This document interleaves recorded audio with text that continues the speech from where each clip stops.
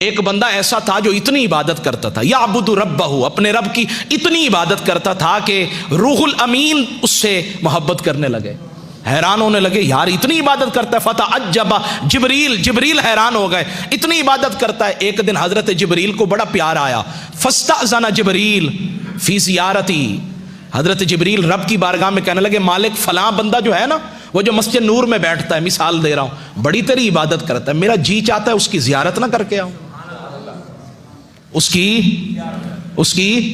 زیارت نہ کر کے آؤں۔ حضرت جبریل نے جب یہ بات کی نا، رب نے فرمایا تجھے اجازت ملے گی، اذن لہ، اجازت دیتے ہیں، بشرط، لیکن ایک شرط ہے۔ کیا شرط ہے؟ کہا ان ینظر فی اللوح المحفوظ، لوح محفوظ میں اس کا اصل، اس کی جو قسمت ہے نا، تقدیر ہے، ذرا وہ دیکھ لو۔ جب حضرت جبریل نے لوح محفوظ میں دیکھا نا، تو کہتے وہاں تو اس کو شقی لکھ دیا تھا، بدبخت لکھا ہوا تھا۔ حیران ہو گئے، زمین پہ اترے، اس بندے کی طرف گئے، سلام دعا کے بعد اسے بتایا میں جبریل ہوں۔ وہ پھر بھی اس کی عبادت میں لگا رہا۔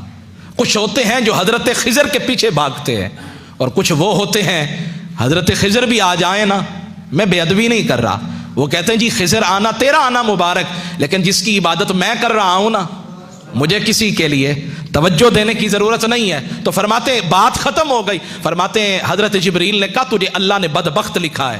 وہ پتہ کیا کہنے لگا؟ الحمدللہ، نہیں سبحان، اونچی بانا سبحان اللہ، ہر حال میں راضی رہنا، جیسے تو راضی ویسے میں راضی۔ کہنے لگا الحمدللہ، یا اللہ تیرا بڑا کرم ہے، کم از کم لکھا تو ہے نا، بدبخت لکھا تو ہے نا، کچھ نہ کچھ تو لکھا ہے، ادھر لکھے پھر بھی تیری مرضی ہے، ادھر بھی لکھے تیری مرضی ہے، کم از کم اتنا تو دلاسا ہے کہ تو نے لکھا ہے۔